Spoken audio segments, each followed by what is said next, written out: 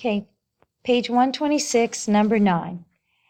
Given the picture in the book, which I have sketched on the graph there, we are supposed to determine if the relation is a function, and if it is a function, does the relation have an inverse that is a function?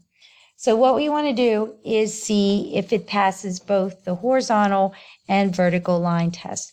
So first, we want to talk about the vertical line test, because is the relation a function?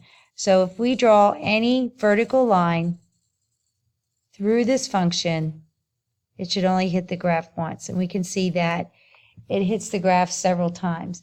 So is the relation a function? The answer would be no. So now what we want to do is use the horizontal line test to determine if its inverse would be a function. And if we do that, we can see that it is. It's only going to pass through that original graph one time.